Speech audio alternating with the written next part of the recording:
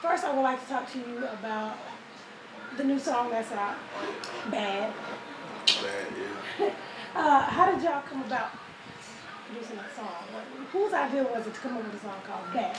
And is it any reference to Michael Jackson's Bad? Nah. Definitely got no Michael Jackson reference. Basically, I had got the beat from Jay White, who the guy who produced my last single, Uh-Oh. And I remember I was in Oklahoma City, just in the hotel room, we was out there on promo, and I was listening to the beat over and over and over, and I was just like, man, I think I need to get Tum Tum and redo his song Tussle With You. That's why I took the beginning of their hook on the original song and just put it on basically like a new school version of the beat. I'm just one of them people, I feel like if it ain't broke, you know what I'm saying, can't fix it, man. Just leave it alone. And called up Tum, he was down. I rapped it over the phone for him. He was like, cool, set up the studio session. And we actually had the record, just been sitting on it for a couple months. Then one day my manager was just like, yo, we need some street records, man. Gotta get you off this radio movement for a minute. Let's do some street records. And I told him, what about that record? We got mix and master, and we dropped it. And I think within a few hours, man, we really seen the response that people really were feeling that record. I got people hitting me up that probably weren't fans of me, but were more fans of Tum Tum that's hitting me up. And I think this gonna be a stepping stone to really just push my new sound that I'm trying to work on. Collaborations, I think, help on both ends of the spectrum. It helps each artist kind of cross over their fans and their singing role as well. As far as with that, who was all on the song? When I listened to it, I did hear you. Didn't believe it was you. And we were going back and forth like, no, that was Fat. No, that was Tum. No. So it's you and Tum Tum and who else? It's just me and Tum Tum. You gotta realize. It sounds like there's like 4 different people. Now I recorded it differently than I normally record my songs. Usually when I record a song, I just had one track and some ad-libs, whereas on this track, I stacked the verse about 3 or 4 times. That way it can have a different feel to it. I don't want people to hear my songs and be like, okay, this is typical. I want them to hear it and be like, yo, is Lil Jon on here or is somebody else on that's here? definitely worked. We were like, okay, the new Dallas movement. I've heard a lot of people talk about it. I've seen different people. There are a lot of people in Dallas on the movement. Oh, yeah. As the people just saying they're affiliated, or are people actually making noise with it? It's a little bit of both. You know, as far as with the new Dallas movement, I was one of the people who kind of got put on with it a little bit later after it started. Because when they first came to me with it, I really didn't understand what the whole movement was about. I thought it was really just people saying, hey man, the old Dallas couldn't cut it, we the new Dallas. But then when I got with people like Los, QP, and Jet, they kind of sat me down and was like, yo, we need you to be a part of this. It wasn't like, hey, you excluded, we need you to be a part of this because at the end of the day, you have experience. They really called me like an OG now to it with the music in Dallas. It felt like I need to be a part of this and educate some of the young artists coming up and basically just show people like, yo, we can come together in the city and not just do music together, but support each other and teach each other how to get money. Because at the end of the day, that's really what it boiled down to. A lot of people in Dallas know how to rap. A lot of people don't know the business. They don't really know how to turn their rap song into something financial, something that you can actually get rich off of. So I think overall we're doing a good job. There's a lot of people doing the bandwagon stuff right now because it's the cool thing to do right now in Dallas. Like you might see somebody drop a song on the internet and put Pound New Dallas, but you might not never see them support nobody else. Right. So you're going to have that with anything you do, a lot of imitation, but I don't really worry about that. It has to be structured, as crazy as it sounds.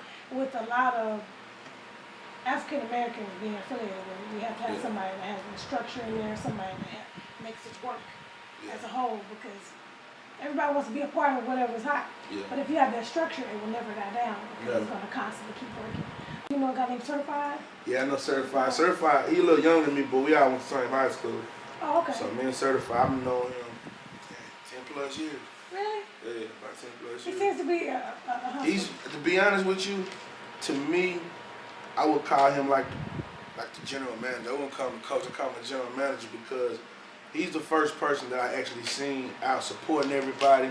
If he's seen somebody drop a song, he'll take the artwork, put it on the internet. See somebody else keep doing it. Mm-hmm. And even when we at these meetings and we having a discussion, he just always on point, keeping everybody knowledgeable what's going on. It's kind of like reporting to the world what new Dallas has going on in store for everybody. So I salute him. I'm hoping that new Dallas can put Dallas on the map and show that we're not crabs in a bucket. Nah, the thing about it is, it ain't no doubts going on no more. It's like once you have it in your head made up that you know something is gonna work and you refuse to not let it work, Right. it's gonna work. I can Ain't no plan B and plan C about it. It's gonna work. You have any kids, family? Not that I know of. So, Yeah, not that I know of, man. are you dating, single?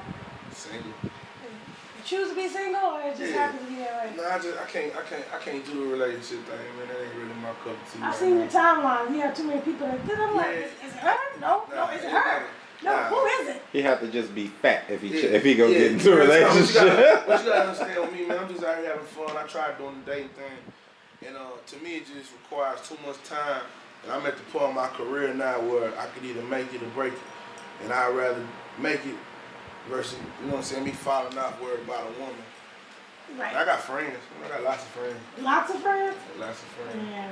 I'm just into having fun, doing whatever. Spontaneous fat. Are you gonna shoot a video for Bad? Man, we shooting a video and Bad. I was gonna ask you about Yeah, we doing a video for oh, both of them. that was my jam. That was my Yes. jam. This the thing with that people don't understand is that it's a radio single. So you can't just put it on the radio and think, you know, it's gonna take you to the top. You got to have a game plan behind it, you got to have a business plan behind it. And it took us a minute, but we linked up with Boomtown. So we're gonna shoot this video. He just shot, I think, Nicki Minaj's video. Yeah, Nicki Minaj, he did Yo Gotti, the one with him and Rich on the Corn. They ain't just done everything in Texas. You gotta understand, this is home. And me and Boomtown was supposed to work back when I was doing Rec Daddy, and we never got opportunity. So this is gonna be the first time we actually get together and we put this video together. It's gonna be good. It's gonna be big. I've known him for years. Doing a lot of stuff, doing a lot of videos, working with the girls. In Atlanta, he was in Atlanta hard for a while. Oh yeah, Atlanta, ATL rock with him just like Texas rock with him. Cause he was doing our Gucci Mane videos. Everybody out there. But we're gonna do that. We're gonna definitely do a video for and I'm gonna give a tongue to him and see when we get together and shoot this video for Bad, cause we gotta paint a picture on this one. Yeah, it does need a visual. Sometimes we have a visual help. Touring. What is your touring? And I actually just got off the road with YG. How did that go?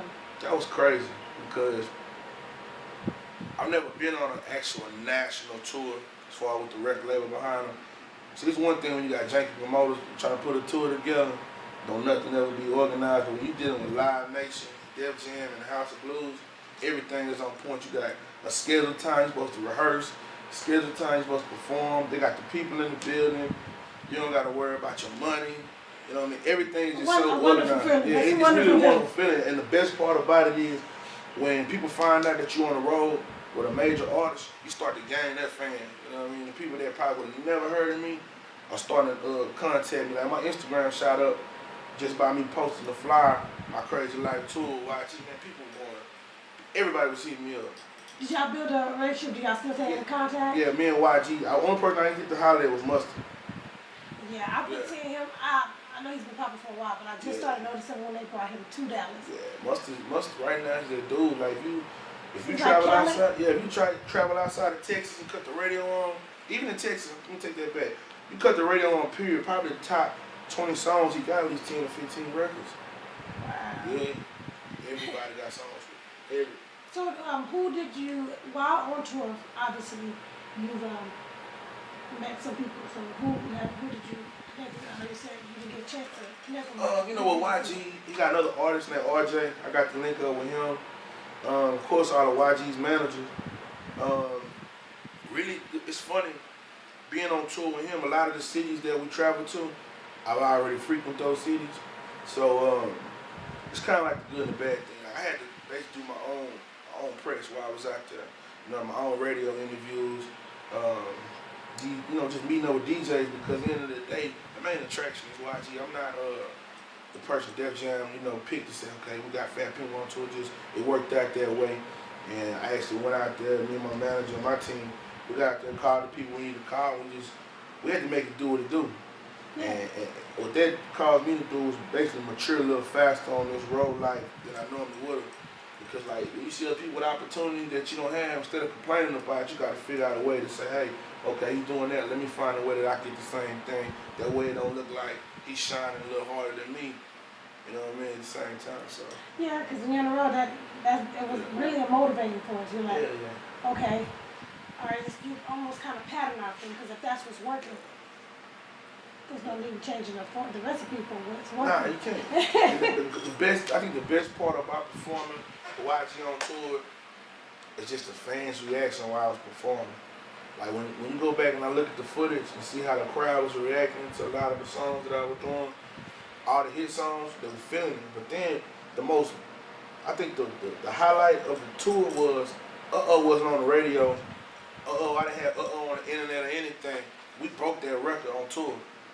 Basically, at the end of my show, before I was performing, I would teach the crowd the words to the song and made them sing it.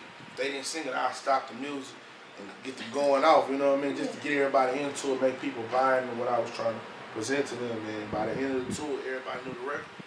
Even in New Orleans, I ain't never performed in New Orleans before. Man, that's a hard crowd. Oh man, it's a tough crowd. It was real tough. They make you earn your money. Yeah. They make you. It's almost like when you go to a comedy show and you sit there and make me laugh. Yeah, that's I want you to make me laugh. So, okay. Yeah. So you basically throughout the tour taught you growth. You made some very good connects. Mm-hmm. You met with a couple people. Besides YG in that group, I remember seeing when you met. What's her name? Actress. What actress was that you met? Your face lit up. Your face lit up like a Christmas tree. Man, you gotta understand, man. I was on my promo run in New York, and we have been everywhere in New York. We in there with Sway, you know, the moves. It was just chill. It wasn't really just turned up. And he was just like, yo, we got Taraji coming out. I'm looking like, Taraji? They talking about from Baby Boy? He was like, yeah. And I was thinking like, man, nigga, whatever, man. The next thing she walked in. When she walked in, it just was like, man. Whatever perfume she used, man, it was like, oh my God, man. You could just smell it. She came in the room and she just like lit up the whole room. I looked and I was just like, damn, that's her. That. Telling her what I wouldn't have gave, man, to get at her, man. But she was real sweet though. I made her laugh. She is real nice. We did an event with her and her personality was on point. She was just like, if she was around you, she was kicking it with you. It wasn't no, you should be honored to kick it with me type of mentality. Man, I know how I get a woman, man. You make a woman smile, you make her laugh, you got her. I made her laugh, so. Okay, we're gonna play kind of the games. Alright. It's called This or That. And I need you to pick This or that? Yes. Alright, let's do it. Heels or kicks?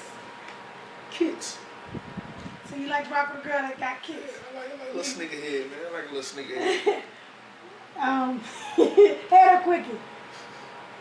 I gotta get them guts. Quick. Okay.